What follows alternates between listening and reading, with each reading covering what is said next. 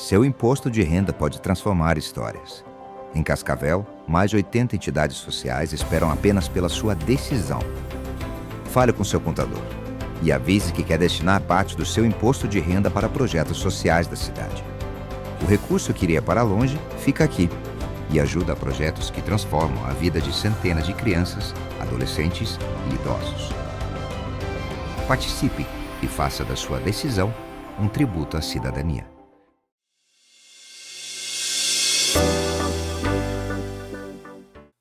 Olá, tudo bem? Seja bem-vindo, bem-vinda a mais uma edição do nosso Gcast, o podcast da Gazeta do Paraná. Eu sou Eliane Alexandrino e estou à frente mais uma edição do Gazeta Entrevista. Tenho o prazer de apresentar a vocês hoje esse grande líder do agronegócio, vou dizer líder, viu? Seja muito bem-vindo, tudo bem, Dilvo Grolli? Muito obrigado pelo convite. Eu que agradeço. E vamos fazer um bate-papo descontraído, falar das grandes coisas do agronegócio, que esse agronegócio que impulsiona o oeste do Paraná. Brasil afora. Brasil afora. E é magnífico o agronegócio. Eu estava vendo os dados deste ano da economia brasileira, o crescimento está previsto 2%. Mas o agronegócio, esse ano, vai crescer acima de 6%. Então, dentro da economia, o agronegócio tem um papel mais importante, que se não fosse o crescimento do agronegócio, teríamos problemas, inclusive no crescimento do Brasil, quando você soma o agronegócio com a indústria, com certeza, a prestação de serviço, vê o crescimento brasileiro em torno de 2%. Mas o agronegócio que puxou esse crescimento, o agronegócio vai crescer 6%. Tá certo. Antes de a gente entrar a fundo sobre a questão do agronegócio, gripe aviária, exportações, me fala um pouquinho quem que é o Dilvo Grolli, que eu conheço você como um grande líder aí da Copavel, muitos anos à frente dessa grande cooperativa. É natural da onde e por que você veio parar aqui no oeste do Paraná? Meus pais chegaram aqui no oeste do Paraná em 1951 e eu nasci em 1953 aqui na cidade de Cascavel.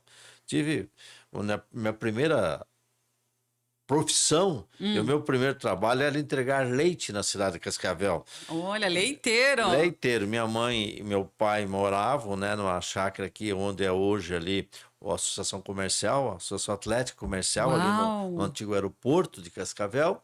E a mãe tirava leite e eu pegava 8 litros de leite e saía distribuindo na cidade. E assim foi a primeira atividade minha. Todos os dias? Atividade de trabalho. Todos os dias, sim. E que idade o senhor tinha nessa época, seu Dilvo? 7 a 8 anos.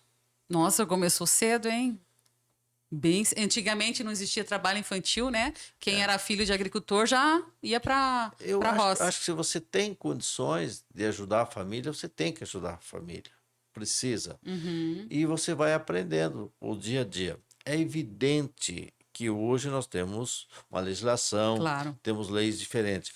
Mas naquele tempo, nós, filhos, nós tínhamos que se virar cedo porque os pais precisavam. Né? E por isso que eu me sinto feliz no que eu fiz e poder trabalhar com meus pais desde cedo. Parabéns, seu Dilvo. E vamos então falar sobre a Copavel, essa grande cooperativa que nasceu na década de 70. Me corrige se eu estiver errada. 15 de dezembro de 1970. Isso, com um grupo... Por 42 produtores. 42 produtores. Todos rurais. E hoje, me atualiza, são quantos associados, quantas filiais, quantos funcionários? A Copavel hoje são 8.000 colaboradores, quase 8.000 associados. Ela tem hoje no oeste e no sudoeste do Paraná 35 filiais para atender esses 8.000 agricultores associados, clientes, né? Aqui no oeste e no sudoeste do Paraná. A sede dela continua em Cascavel, foi onde ela nasceu. E hoje, por exemplo, nós trabalhamos com venda de insumos, recebimento de grãos. Temos muitas atividades na agroindústria, e a Copavel tem uma particularidade. No início ela começou para fornecer insumos aos produtores, lá em 1970, e receber grãos. E ela, com o tempo, ela fez um trabalho muito significativo. Por exemplo, de todo o faturamento Copavel, que nesse ano de 2025 será em torno de 6,5, 6,8 bilhões de reais de faturamento. Maior que 2024, 5,8 bilhões, né? De 2024 foram 5,3. Agora nós vamos passar para 6,5 a 6,8 bilhões de faturamento. A característica principal da Copavel é que de todo o seu faturamento, 98% vem do valor agregado. O que é valor agregado? Se nós continuássemos só a receber milho, soja e trigo e não industrializar isto, nós não iríamos gerar valor para a sociedade. O que é valor para a sociedade? Você criar oportunidade para a sociedade, multiplicar valores, mas tem que participar, tem que ter um início isso daí. A Copavel, por exemplo, tem 18 agroindústrias. Eu ia te fazer essa pergunta hoje. 18 agroindústrias. Nós temos 4 fábricas de rações, tá? Que tem muita gente que acha que a Copavel só é o show rural. O show rural, ele veio depois, né? O show obviamente. rural é um capítulo à parte, né? A gente vai chegar no show rural, então, mas Eliane, nós temos 4 indústrias de rações, temos 2 indústrias de fertilizantes, uma é fertilizante granulado e outra fertilizante foliar. Nós temos aí uma indústria de frango, uma indústria de suíno, uma indústria de peixe, tem um laticínio em parceria com Copavel e Piracanjuba, né? Nós temos uma indústria de biológicos, aliás, essa indústria de biológicos é a primeira indústria das cooperativas do Brasil. Indústria biológica para atender os produtores rurais e também responder aí uma nova exigência que nós temos em cima das preocupações com o ESG, né? Que é o meio ambiente, a segurança e governança, né? E aí nós temos também indústria de biológico, nós já comentamos, indústria de material de limpeza, que em 2019, quando tivemos a pandemia, né?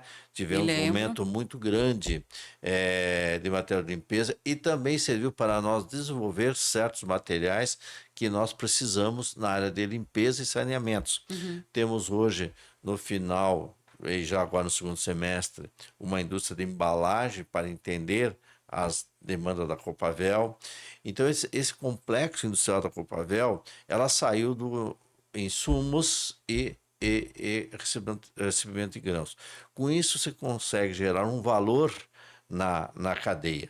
Se nós falarmos da cadeia da avicultura, você tem desde as matrizes poedeiras, incubatório, logística, fábrica de ração, frigorífico de abate. Até chegar ao produto final, até ser exportado. Até chegar na gôndola do mercado nacional ou ser exportado para...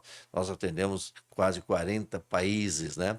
Então a Copavel, ela tem uma característica que ela, além de cooperativas, ela tem uma preocupação muito grande em gerar oportunidade, não só para o produtor rural, mas também para a sociedade, na geração de empregos, né? E aí você tem geração de emprego, você tem a arrecadação de tributos, né?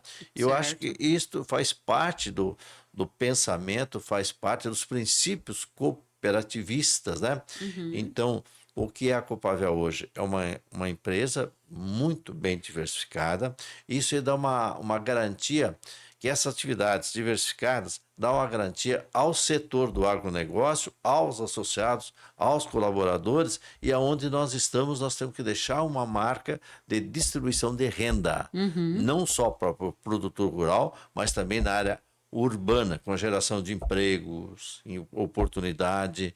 E hoje a Copavel tem 8 mil colaboradores, né? E ela tem um crescimento previsto, se nós olharmos o faturamento previsto para 2025, em torno de 6,5, 6,8 milhões de reais, mas nós vamos chegar em 2030 de 10 a 12 bilhões de reais. Você tem que ter uma ação, você tem que ter sonhos, planejamento. Tá?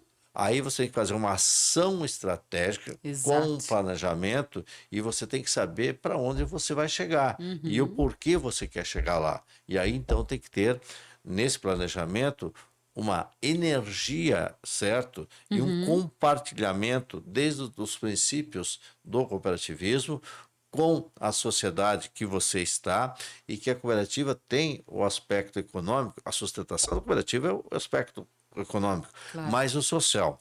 O social é não fazer benesses, mas sim criar oportunidades. Seu Dilvo, conta para nós. A gente sabe que a gente está vivendo esse momento sobre a questão do primeiro caso de gripe aviária no Rio Grande do Sul.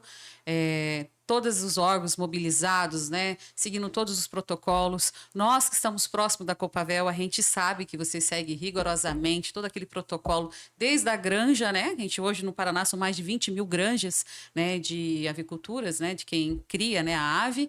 E o Paraná também tem essa pujança, né? Ser responsável por 34% da produção. E hoje, a Copavel, como que está o trabalho de vocês em relação a essa questão do primeiro caso?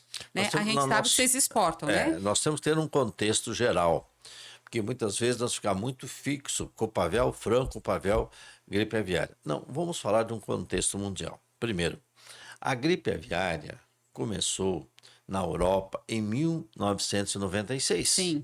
Nós estamos convivendo com a gripe aviária já há 39 anos.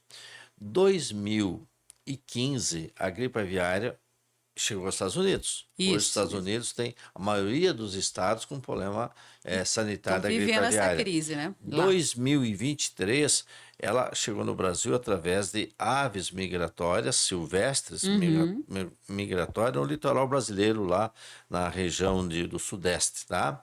Então, e chegou no Brasil em 2023. Em 2025, nós temos o primeiro caso de gripe aviária em granjas comerciais. Mas numa granja, o Brasil tem 60 mil granjas e chegou numa granja. Isso. Então, veja bem, nós estamos falando de uma economia, estamos falando de um setor econômico, estamos falando de uma cadeia que no Brasil tem 60 mil granjas e tivemos uma granja com problema no Rio Grande do Sul. Bom, o Paraná é o principal produtor de carne de aves no Brasil. Isso. Tem 20 mil aviários no Paraná. Veja bem como o Paraná é grande. Produz 34,5% de toda a carne de frango do Brasil.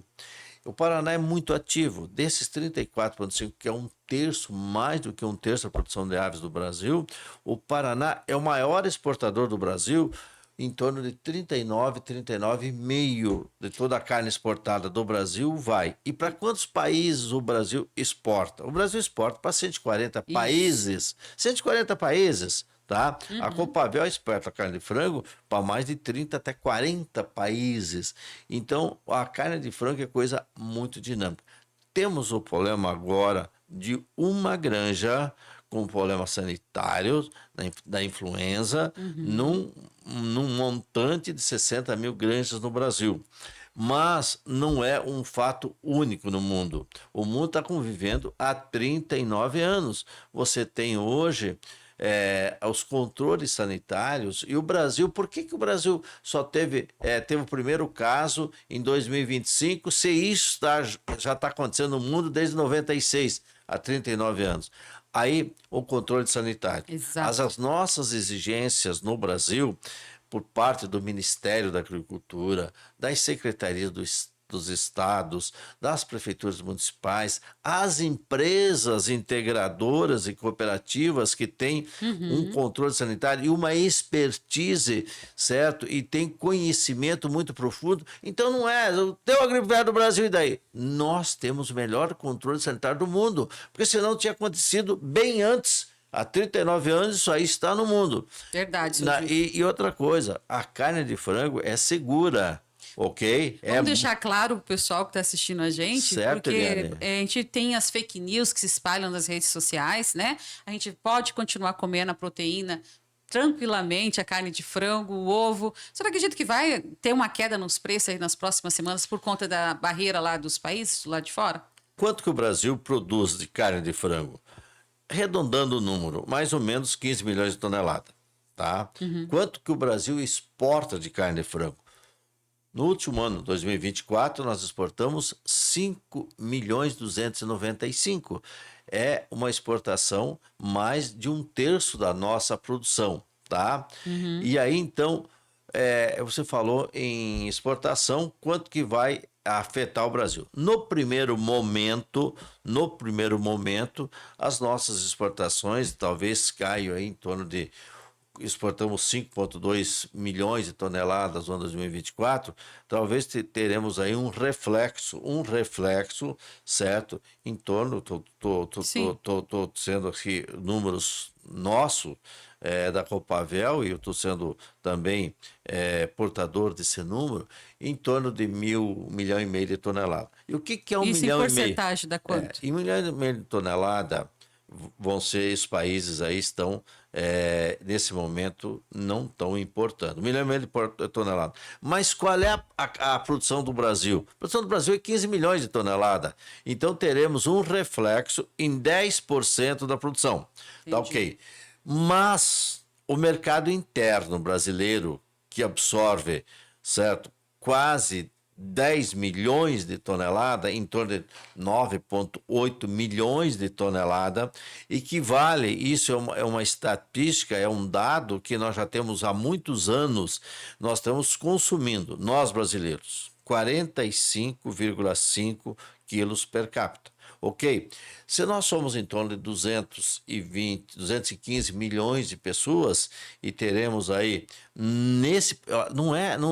daqui a um ano, não falando de um ano, nós estamos falando de todos os dados estão aí, inclusive a presença do ministro da Agricultura dando dados assim diariamente, informando, participando ativamente desse momento, nós teremos aí talvez de absorver no mercado interno em torno de 1.200 milhões e meio de toneladas.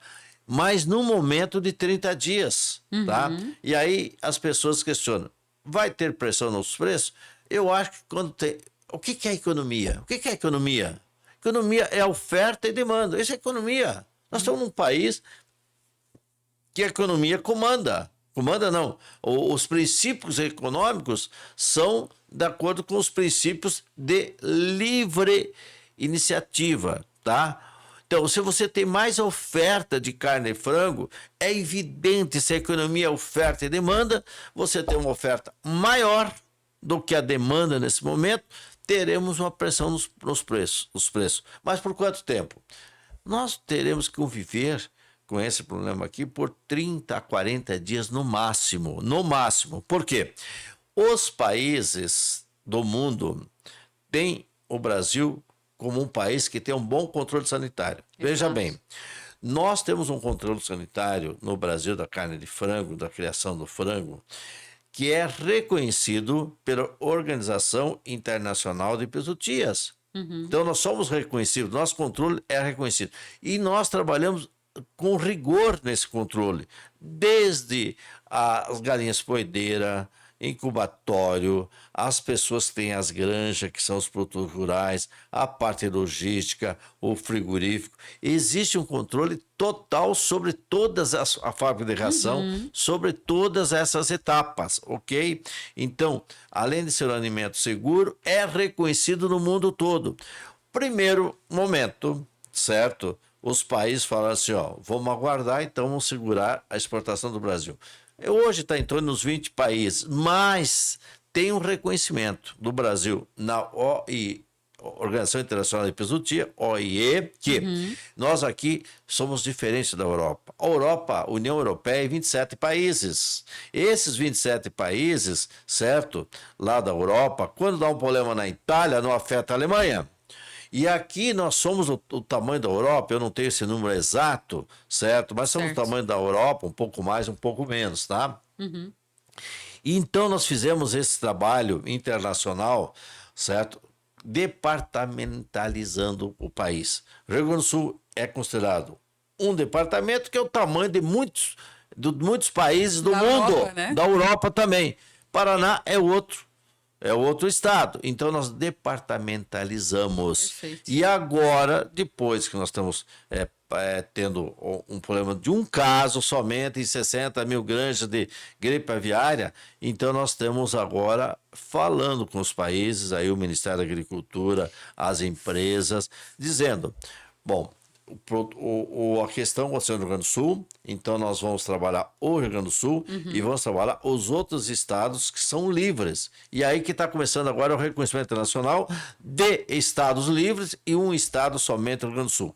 E no Rio Grande do Sul foi feito o abate sanitário, não tem mais nenhuma ave contaminada. Foi erradicado. No raio de 10 quilômetros foi feito o exame em todas as aves, não tem problema nenhum mais no Brasil. Não. E se tivermos que segurar um pouco, vamos segurar ao caso do Rio Grande do Sul, que é um período de 28, 30 dias. Mas não podemos condenar os outros estados e o mundo está reconhecendo isso. Eu ia chegar nesse ponto, já que o senhor antecipou, porque o ministro Fávaro, né, o ministro da Agricultura do Brasil, ele antecipou para nós que ele quer antecipar essa negociação com os países de até, no máximo, 28 dias para voltar à normalidade. Porque justamente pelo fato de ter acontecido só em uma única granja, né, um único caso, que possivelmente pode ter sido transmitido por ave silvestre, porque aconteceu no zoológico. Não. Né? Mas espera, é o seguinte, eu tenho opinião sobre isso. Sobre isso. Claro. Desculpa interferir, Liane. Imagina, fica à vontade. Porque esta granja pertence a uma companhia brasileira. Esta companhia brasileira tem acionistas externos. Então, poderá ser, nessa sua opinião, vindo do zoológico, ou poderá por visitas externas. Então, nos dois casos... Exatamente isso que eu estava comentando, mas o senhor explicou muito bem. Então, assim, eles estão analisando para ver se o caso veio realmente do zoológico, onde teve a morte dos 38 cisnes, né, e aves, enfim, patos, ou se foi de uma visita de alguém até a granja dessa família aí, né? Se a pessoa foi no zoológico, foi para a granja, da granja foi no zoológico, ou é esse problema de visitas externas. Mas, o que é importante, o Brasil está fazendo uma pesquisa, está fazendo um trabalho com muito critério para chegar no ponto inicial. Chegando no ponto inicial, você já tem mapeado o caminho, tá? E seria esse um trabalho. Segundo trabalho, muito importante, é a departamentalização por estado. Terceiro trabalho, fazer um esclarecimento no mundo que está tudo sob controle, tá? Perfeito. E por isso que o ministro fala. 60 dias foi um número que eles colocaram no primeiro momento. Agora, analisando, vendo as providências tomadas, os resultados já que estamos tendo hoje dessas providências, então por isso que o ministro e nós todos da Avicultura Nacional dizemos, isso aí vai ser resolvido com 28, 30 dias. E já se passaram mais de 8 dias. O que nós temos que fazer? Os cuidados têm que ser maiores ainda agora. Mas foi ampliado o número de barreiras, né? Não só no Rio Grande do Sul, as nossas barreiras que já vêm sendo feitas aqui no Paraná, né? Com divisas, que eu conversei com o pessoal da ADAPAR. Então, assim, o trabalho de vocês é constante, né? Para quem não sabe, o protocolo sanitário é muito rígido, porque quando a gente vai tentar fazer uma matéria, né, seu Divo? Olha, claro, né? ninguém... Tem todo o processo. Tem um processo, por exemplo, a Copavel foi procurada para fazer... para mostrar uma granja. Você não entra na granja hoje. Você chega na granja primeiro. Tem a cerca que protege a granja. Segundo, o caminhão que vai na granja, ou para levar ração, ou para buscar frango, ele passa por um arco de desinfecção total. Ok? Isso é um. As pessoas que trabalham na granja, não é permitido visita nem de parente, de cunhado, sogro, sogra, pai e mãe. Certo? Ele trabalha na granja e ele, quando entra na granja, ele recebe uma roupa, ele tem lá no seu armário, lá na granja, ele tem lá roupa esterilizada para entrar na granja. Só para aquilo, né? Só para aquilo lá. Então, para não trazer contaminação de fora e nem levar a contaminação de dentro para fora. Perfeito. Não comparando, mas são protocolos diferentes. A gente está falando de animal, mas pessoas. É igual a FUNAI. Para você ter acesso dentro de uma aldeia, você tem que entrar em contato com a FUNAI para ver se você está com as vacinas em dias, sabe? Você tem todo um protocolo. Você tem que ter um ofício, você tem que ter a permissão do cacique para você entrar dentro da aldeia para fazer uma reportagem. Então, para você que está acompanhando a gente, esse protocolo de sanitário, não só da Copavel, das cooperativas, é muito rígido e não só de hoje, há muito tempo, né? Então, eu quis só lembrar, porque a última vez que eu fiz matéria foi há muito tempo, a gente usa... Bem lembrado, Eli. Outro detalhe. Os cuidados hoje das granjas estão tão severos e os controles são claros e transparentes que são quase iguais. Não quero fazer comparações. Claro. Vou dizer o seguinte, são quase iguais e tem muitos princípios que é igual quando você vai na UTI do hospital. Perfeito. Resumidamente, o senhor explicou certinho, seu Dilvo. Olha, o Ministério da Agricultura emitiu agora há pouco, né, falando da suspensão total de exportação de carnes de ave do Brasil, que ampliou o número de países. Mas como o senhor antecipou para nós, tem também uma suspensão por regiões, departamentos. Por Rio Grande do Sul, então, Arábia Saudita, Reino Unido, tem aqui Cazaquistão, a Rússia, enfim, outros países, só para a região do Rio Grande do Sul. Aí, especificamente, Montenegro, que foi o primeiro foco da cidade, né, que teve no Rio Grande do Sul, então ficou Emirados Árabes e Japão, que não querem, neste momento, comprar nenhuma carne e proteína de lá. Então, fiquem aí tranquilos. Do Rio Grande do Sul. Do Rio Grande do Sul, só do Montenegro, né? Só Montenegro. Para a gente falar do contexto, tem 5 países do mundo que mais importam carne de frango do Brasil. Primeiro é a China. A China já está bem adiantada as conversações para ficar restrita somente ao Rio Grande do Sul. Uhum. Segundo, Emirados Árabes. Emirado Árabe não teve nenhum tipo de bloqueio ainda nas exportações. Emirados Árabes... O senhor tem números para cada país quanto que a Copavel exporta? Não tenho. Ah, tá. Mas falando do Brasil, a China não está importando nesse momento. A China, Emirados Árabes, está livre, tem restrição ao Rio Grande do Sul, que é o segundo maior importador brasileiro. Terceiro, o Japão, terceiro maior importador brasileiro, só tem restrições ao Rio Grande do Sul. A Arábia Saudita, também só o Rio Grande do Sul. A África do Sul, também só o Rio Grande do Sul. Os 5 maiores importadores do Brasil, que representa 40% da carne importada, só tem a China que está fazendo uma análise, né? E a Copavel, ela exporta, tá? Então, 50% da sua produção. A Copavel bate diariamente em torno de 300 mil frangos. É frango, hein? É bastante. E aí, então, a China é a única que tem restrições nesse momento. Mas a cautela, tá?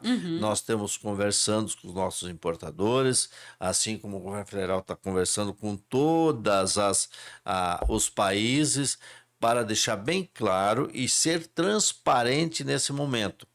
Há casos, por exemplo, que já tivemos nos últimos dias, que lá o país... não, vamos suspender as importações do Brasil.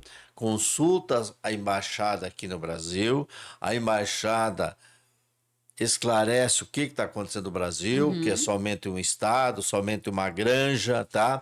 E aí começa aí um esclarecimento. Então, a parte mais difícil, o primeiro impacto, que é o maior, já passou. Agora, nós estamos fazendo esta parte de aumentar os esclarecimentos, posicionar o mundo sobre o que aconteceu no Brasil. Gente, não caiu... aí vem aquele problema de pessoas que não estão no dia a dia e não têm todas as informações, que acham que acabou o mundo. Não, santo Deus. Não. Continua, né? Continuamos e nós temos que ser transparentes, claros, né? E aí as pessoas que muitas vezes estão querendo interagir, compartilhar a nível de imprensa, de órgãos, nós estamos sempre à disposição para deixar cada dia mais claro e que isto aí não é um caso isolado no Brasil.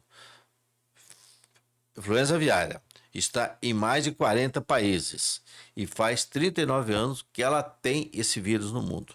Perfeito. Está esse vírus no mundo. Tanto que os Estados Unidos, né, vem tentando esse controle, diferente da gente, que a gente é o maior produtor, né, de proteína animal, os Estados Unidos também produz. Teve o caso, né, da gripe aviária lá dentro dos Estados Unidos, eles estão ainda vivendo essa crise, diferentemente da gente aqui do Brasil. E os Estados Unidos tem vários estados que têm isso aí, mas ele já fez o seu trabalho de esclarecimento.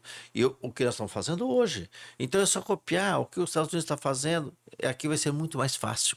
E comparando com essa grande potência que é os Estados Unidos, que as pessoas gostam sempre de enaltecer os americanos, a gente tem que valorizar a gente aqui, o brasileiro. A nossa qualidade de mão de obra. Muito melhor que lá. O nosso comprometimento com a economia. O nosso amor à nossa atividade econômica, são poucos no mundo que tem. Perfeito. E, seu Dilvo, falamos de gripe aviária, falamos de frango, que eu adoro um franguinho assado com farofa. É excelente. O senhor gosta de um franguinho assado com farofa? Quem não gosta, né? Todos nós brasileiros comemos Só bastante frango. Eu amo franguinho, seja ele assado, seja ele fritinha, passarinho. Frito, assado, frito. Vamos comer frango, gente, não tem problema nenhum. E um ovinho também cozido, né? Que depois do leite materno, o ovo é o segundo alimento mais perfeito para você alimentar aí o ser humano. Então, não por que você continuar comendo frango e o ovinho. Não tem contaminação através da carne de frango do ovo. Só tem contaminação de aves infectadas com outras aves. Até porque ninguém vai comer carne de frango crua, né? Salmonela, não existe isso. Seu Divo, vamos virar a página, vamos continuar falando de agronegócio, da força do agronegócio, mas vamos falar agora sobre a produção de grãos, porque a Copavel é essa potência toda, a gente está falando da gripe, falamos do frango por questão da gripe aviária, mas a Copavel é uma grande potência na questão também da produção e exportação de grãos. Quanto que foi só no ano passado, seu Dilvo? A Copavel, como nós referimos no início, não exportamos nenhum grão, só valor agregado. Isso. Por que isso? Quando você exporta, não a Copavel, mas todas as empresas brasileiras, quando exporta uma tonelada de soja para o exterior, recebe 400, 420 dólares a tonelada. Quando o Brasil exporta uma tonelada de milho para o exterior, recebe 200, 220 dólares a tonelada. Quando você transforma soja e milho em ração e depois transforma em carne, você vai receber em torno de 2.000 dólares a tonelada. E aonde que fica a diferença? É o valor agregado distribuído numa cadeia, tanto na área urbana, tanto na área rural como urbana. Quando você fala em suínos, também você tem um valor não de 200 nem 400 dólares, mas sim o valor quando você exporta o suíno de 2.000 a 3.000 dólares a tonelada. Quando você exporta uma tonelada de carne bovina, você está falando em 4, 5 mil dólares a tonelada. Então, o que é importante esclarecer isto? Nós somos o primeiro produtor nacional de soja, Brasil. Isso. Tá? Somos o terceiro maior produtor mundial de milho. Exportamos milho e soja, sim, mas quando você tem a oportunidade de você transformar esses grãos em carne de frango, em carne suína, em leite ou em carne bovina, você agrega 4, 5 vezes mais. E aí vem o questionamento, então por que vocês não fazem só isto? Porque o mundo que compra, ele dita as regras, porque não é quem vende que dita as regras, só quando há falta de produtos. Claro. Mas normalmente a regra é a demanda é que vai gerar oportunidade.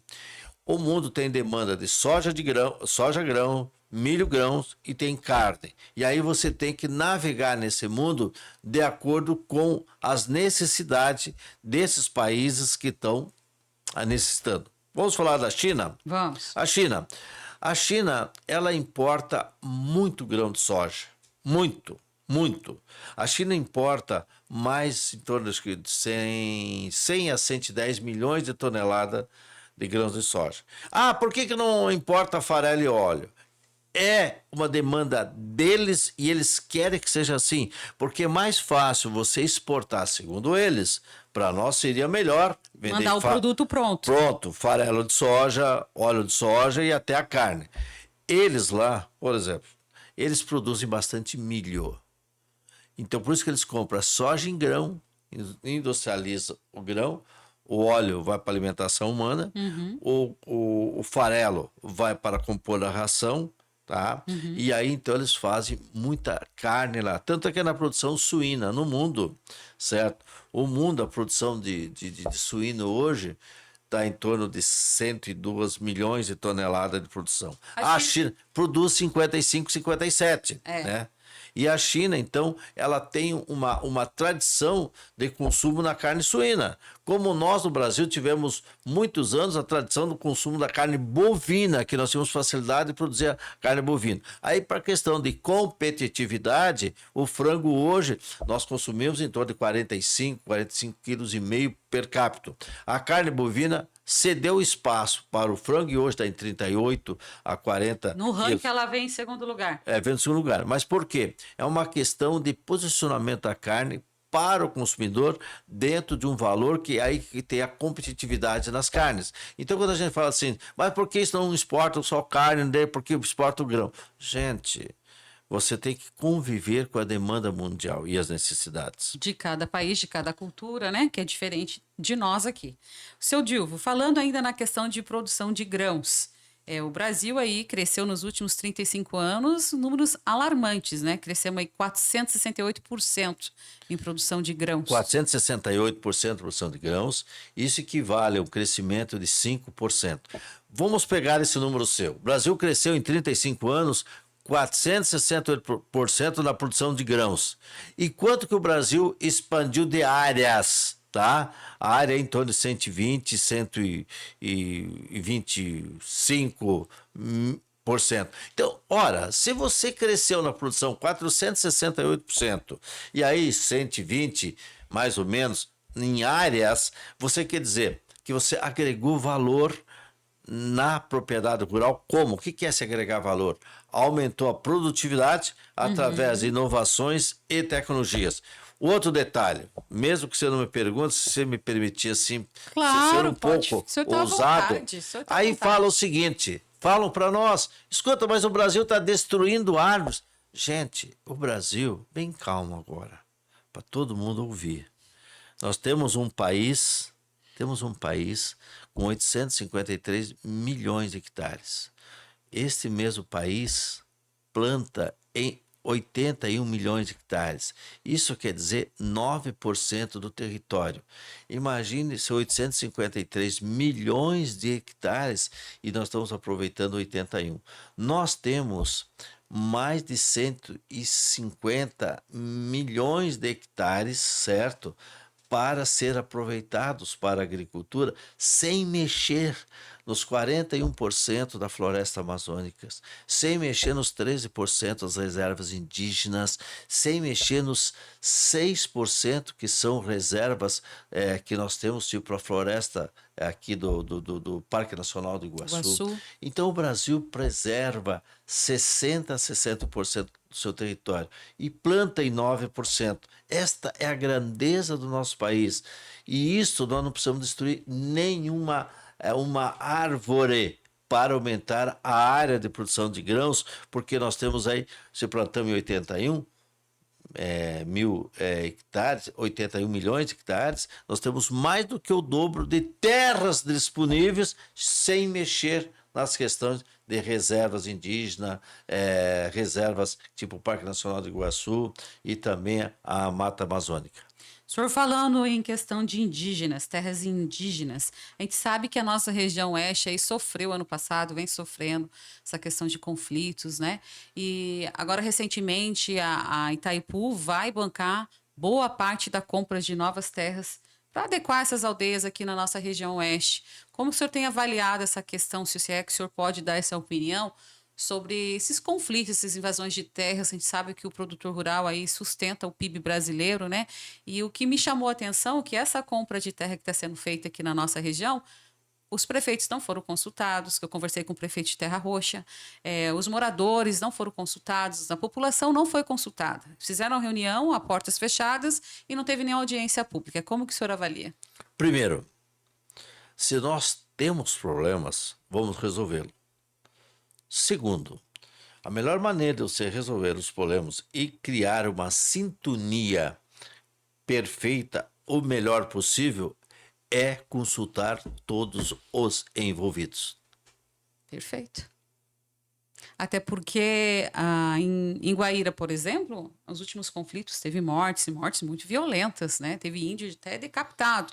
Então a população está horrorizada, né? Então vamos lá, se tiver conflitos, resolva.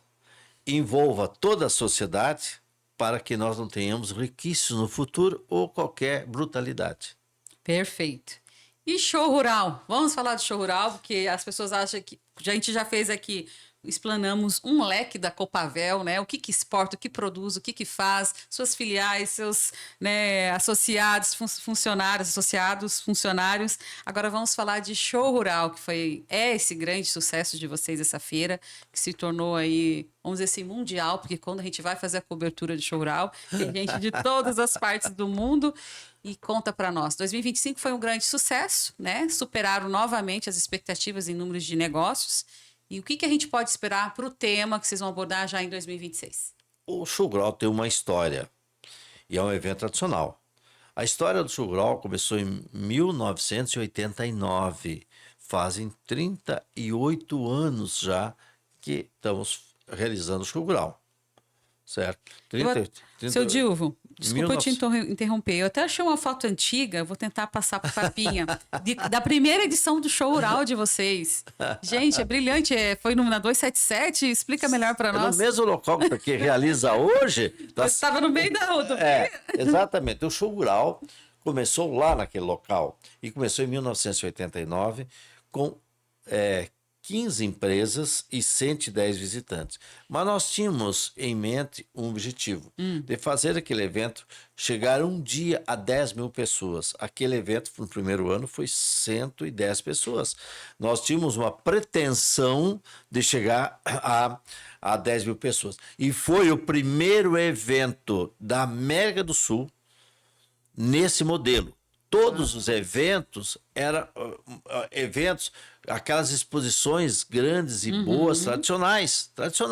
Tínhamos a Expo Inter, que era uma grande exposição, tinha a Feira de Londrina, que era uma grande exposição, tínhamos a Feira de Uberaba, que era uma grande exposição, mas nenhum nesse modelo. Esse modelo nós fomos pegar nos Estados Unidos, fomos buscar nos Estados Unidos, em 1988, ficamos maravilhados. Se espelharam em quem lá nos Estados Unidos? Que feira? E quis o destino também que eu e o Rogério fôssemos, em nome da Copavel, visitar Farm Progress Show, que foi do lado, perto da cidade de Chicago. Fomos lá, vimos um evento dinâmico e que naquela época nós fomos buscar soluções para transferir tecnologias e inovações para as propriedades rurais. E encontramos o caminho na Farm Progress Show. O que nós fizemos? Trouxemos aquele momento para o Brasil e para a América do Sul, sem ter essa pretensão. Eu falo isso hoje, mas não tínhamos a pretensão, mas nós tínhamos uma visão estratégica do que nós queríamos. Que aquele modelo seria bom para o Brasil, seria bom para a Copavel, seria bom para a América do Sul. Trouxemos, trabalhamos bastante. Tá? Tanto que o primeiro evento foi 110 pessoas, 15 empresas. Aí ele se consolidou. Por que ele se consolidou? Porque nós nunca saímos do seu objetivo. Eu falo isso com propriedade porque eu estou no evento, assim como o Rogério Rizardi, todos os anos. E aí vem, por que você não faz em 5 restaurantes? Não, na cidade de Cascavel tem 400 restaurantes. Então o show gastronômico é lá, ok? Estou falando 400, mas eu sei que tem mais, tem 400, tá? Por que vocês não trazem um artista lá, se eu da empresa tal posso contratar o Chitonzinho, o Almir Sater, lá para fazer... Não, show é depois das 6 na cidade de Cascavel. Lá é um dia de trabalho e pontuado e exclusivamente para apresentação de tecnologias e inovações para os produtores. Por que vocês não fazem no sábado e domingo? No domingo tem a abertura, que é uma Santa Missa, para que as pessoas que trabalham durante a semana possam levar as suas famílias para ver o show rural. Mas o evento é um evento técnico, de trabalho, como é nos dias úteis da semana. Das 8 às 18, da segunda a sexta-feira, tá? E aí o evento se consolidou no Brasil. Este foi o primeiro evento e hoje tem muitos eventos bons no Brasil e nós ficamos felizes, porque, por exemplo, como é que nós organizamos o show rural? Como que vamos organizar o show rural 2026? Terminou o evento 2025, você vai reunir uma equipe grande que tem liderança e gestores lá dentro, de quase 40 pessoas. Você vai pontuando qual a rua que teve menos gente, qual a rua que teve mais gente, qual o banheiro que teve menos gente, qual a hora da fila do restaurante, o que as empresas falaram, qual o tipo de visitantes, o que os visitantes pediram, o que sugeriram. Então você faz primeiro um diagnóstico do que foi aquele evento. Segundo, você começa a fazer um novo evento. E aí cada um de nós, desse time do show rural, tem liberdade de ir em 2, 3 eventos no Brasil ou no exterior para ver as novidades, porque todo ano... Trazer para cá, você tem que melhorar ele. Claro. Não existe nada que foi feito em 1989 e prevalece do mesmo jeitinho. Prevalece os princípios, né? Mas o evento tem que ser dinâmico, tem que ter inovação e tecnologias, inclusive no relacionamento e no atendimento. Não, vocês estão de parabéns, até porque a gente que acompanha todos os anos, a gente tem que ter uma novidade para contar para o pessoal de casa. Olha, você quer vir conhecer, visitar o show rural, a gente tem que ter atrativos. Nós, a imprensa, a gente é o porta-voz, a gente tem que divulgar o que o show rural tem. Então, todos os anos a gente vê que vocês adaptaram não só os banheiros, ruas cobertas para quando chover tiver muito sol. As ruas cobertas, essa é bacana, Eliane. Vamos falar um pouquinho dessa aí? Vamos lá, choveu um evento lá, num dos nossos eventos choveu.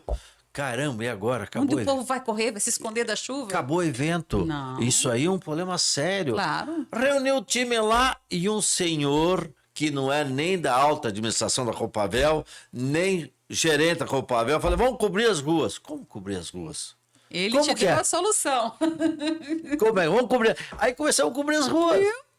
E hoje nós temos lá 12 quilômetros de ruas cobertas, todo ano estou cobrindo mais, porque antes era chuva, hoje é sol e chuva. E aí veja a tranquilidade das famílias em visitar o evento. Então nós temos que melhorar essa apresentação do evento, esse relacionamento.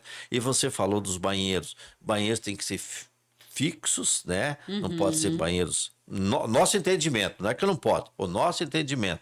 Banheiros que sejam limpos, que as pessoas possam usá-lo e que não precisa ter vergonha. Não vou no banheiro lá porque é um banheiro sujo, tenho medo. Então tem que ter o que acontece nas nossas casas, eu acho que 80% tem que acontecer lá também. Restaurante tem que ser uma comida do dia de trabalho, simples, mas que tenha o sabor de uma comida caseira, né? Então, o show rural é isso. Então, cada ano, melhor dizendo, nós temos que procurar melhorá-lo dentro dos seus princípios.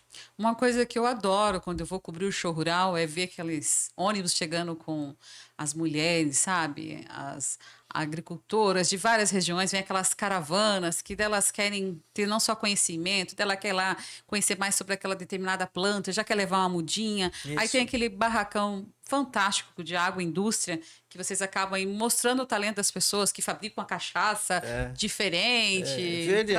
Nós não pensávamos no início que nós teríamos lá exposição de flores, né? E hoje é um ponto forte.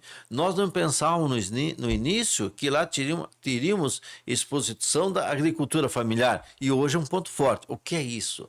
Não saímos do princípio, mas implantamos algo que serve ao produto rural e ali serve inclusive para a área urbana.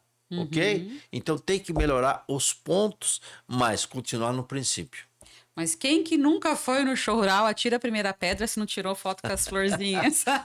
Os jardins. Os jardins são lindos. Aí, no início, eu quero aqui fazer uma referência ao Rogério. O Rogério, com o pessoal da Emater, começou a fazer o jardim. Mas, Rogério, esse negócio está dentro do nosso do nosso escopo aí do evento, eu falo isso com muito carinho e respeito às pessoas que fizeram e a mim também de ser leal comigo mesmo e dizer que no início eu fiquei assim, será que é bom, não é bom?